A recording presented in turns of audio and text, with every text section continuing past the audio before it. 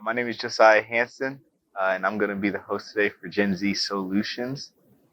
So I'm from Newark, Delaware. I'm a freshman at the University of Delaware, and these are Vice President and Vice President. It's an honor to be here. My name is Odnayo Gumbur. I'm Vice President of the Media Different I Am. And I go to Del Castle. I'm a senior in high school. And I'm from Nigeria. I'm originally from Nigeria.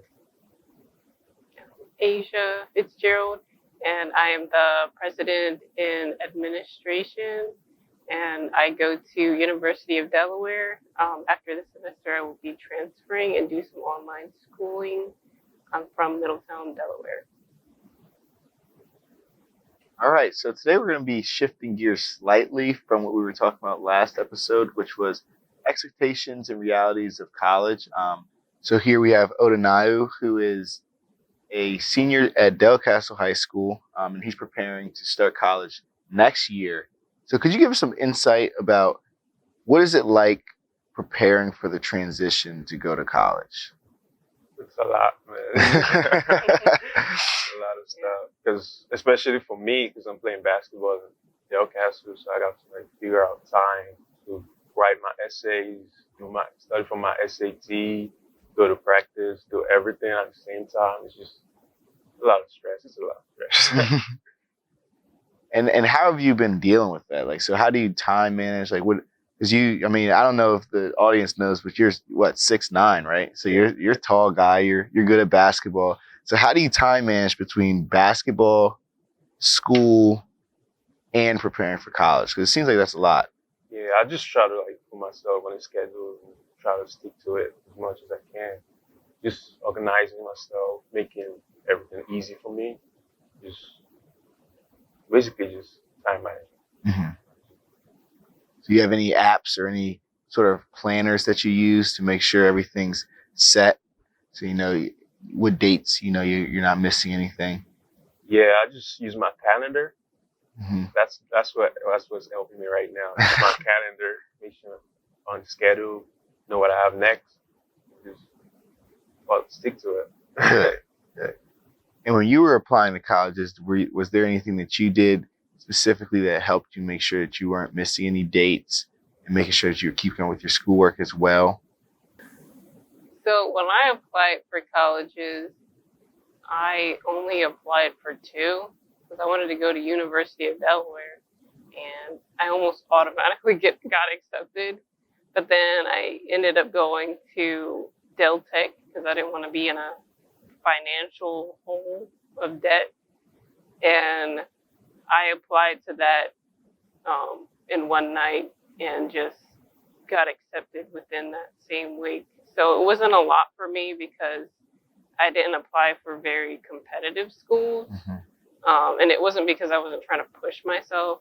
It was more so because the schools that I applied for had the programs that I wanted, and they're more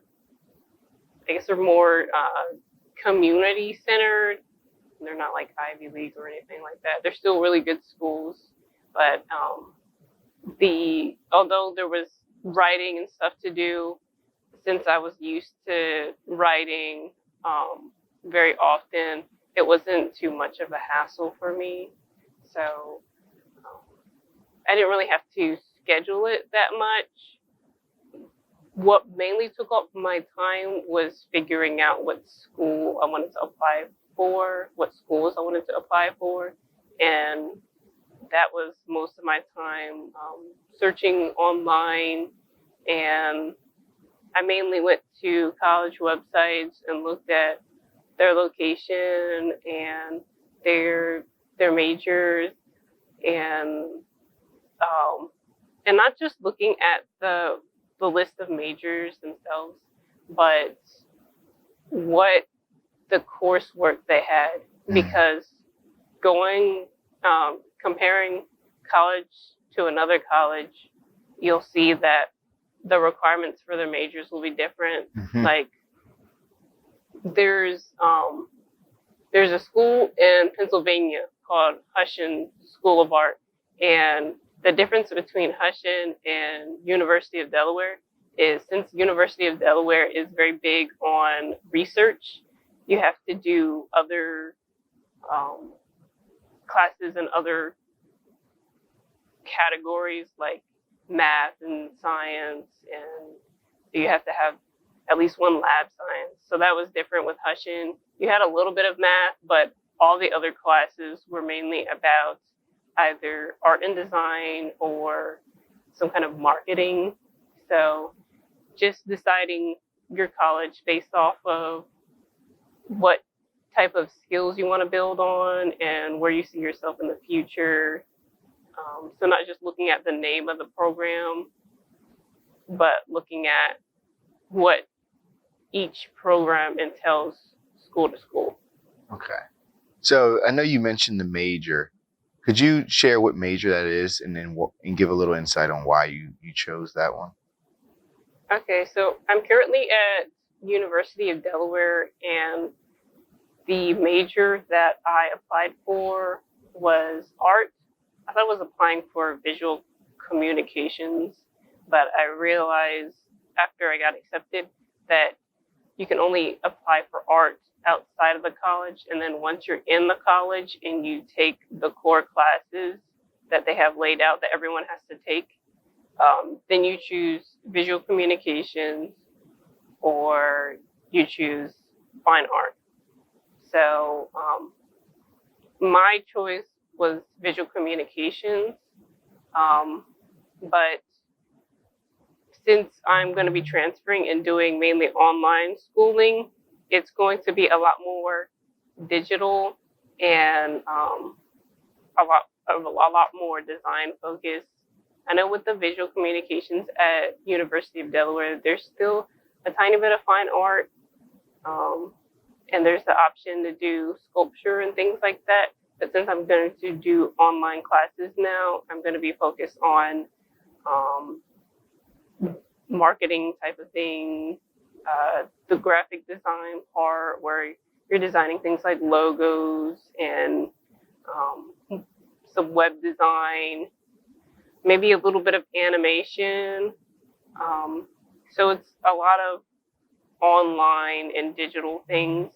But at the same time, on the side, I'm going to continue to draw and work on projects outside of school. Okay. So it sounds like you really have a good idea about what you want to pursue. So where did that passion come from? When did you decide that you wanted to pursue art and making stuff with your hands and turning stuff from your mind into something that can be consumed by others? So it's more of a lifelong self-discovery than a kind of formulated choose. Mm-hmm. I see it more as seeing what qualities about yourself that you know would come out in your work and would enhance whatever you're doing, no matter what it is, and how those qualities would fit and what they would be best used for. So I like to be very imaginative and come up with creative solutions for things. Mm. And I like to draw. I like to make music too. So I was originally going to do a double major at University of Delaware with music composition and VC, visual communication. And but right now I'm focusing more towards the visual art. So the music, I have not completely decided not to do it anymore. It's just certain times in my life I focus on certain things as just to not overwhelm myself.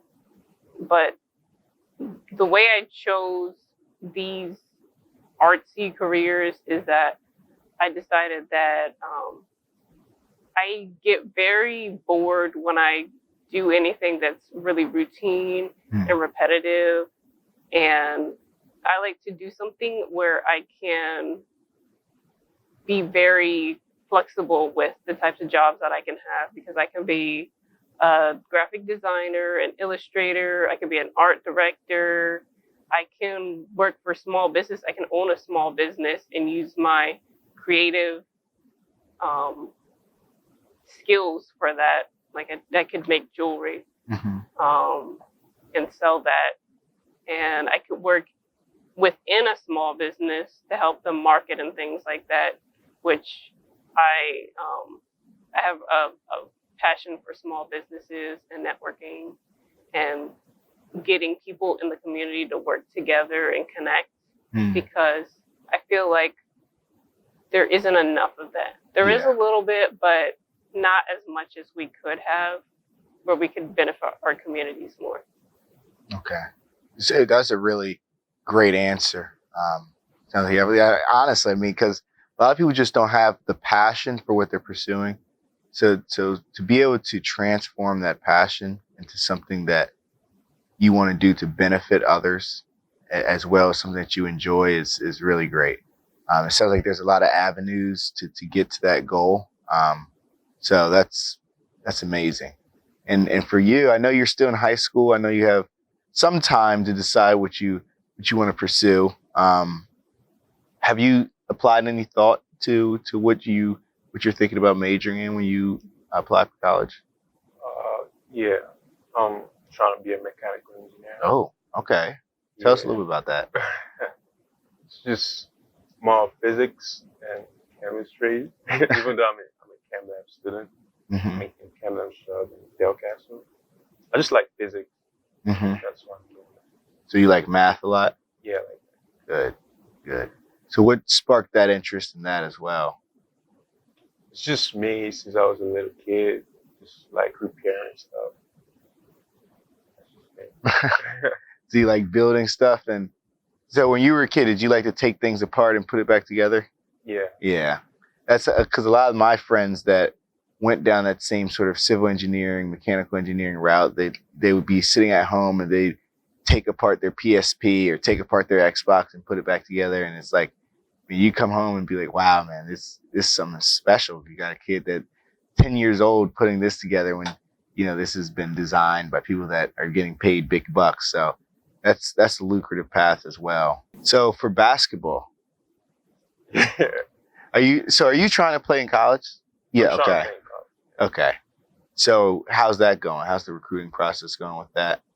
The recruiting process is kind of like a long process because you gotta like send your videos out there, highlights, coaches. So right now for me, I applied to University of Delaware, University of Maryland, just a couple. I applied to 8 colleges right now.